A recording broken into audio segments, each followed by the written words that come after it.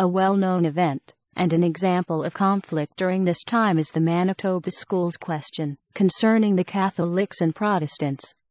This involved the Manitoba government's funding and support of Roman Catholic and Protestant schools. The Manitoba Act had already established a dual system for the schools. However, the ratio of the French population in the province declined sharply in the next 10 years. Another 10 years after that, Thomas Greenway removed funding completely for the Catholic schools. The French quickly felt threatened by this and made many challenges to the court. The Privy Council denied any action in 1892, but in 1895 the federal government was given the power to do something. At the time, the federal government was led by the Conservatives, who mainly opposed the French.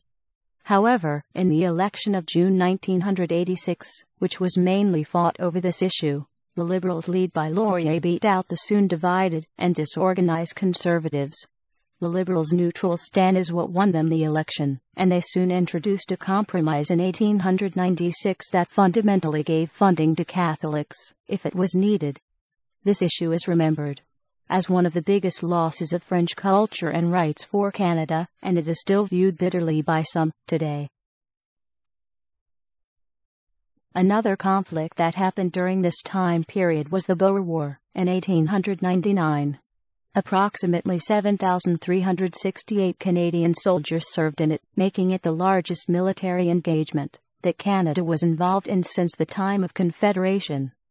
Around 270 soldiers died during the course of the war, but after the British reorganized and were reinforced under new leadership, they began to experience success against the Boer soldiers.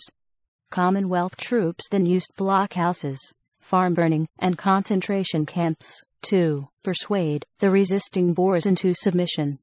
The Treaty of Vereeniging was signed on the 31st of May, 1902, ending the Boer War.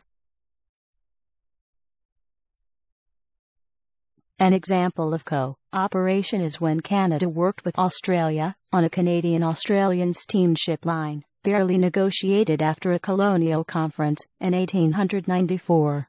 The line struggled to start up, but soon began to increase in profits.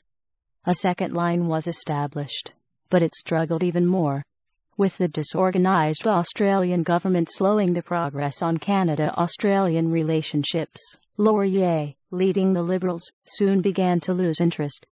Not many were surprised by this, despite the fact that he had worked so hard to get the deal, and the Canada-America relationships and profits were skyrocketing.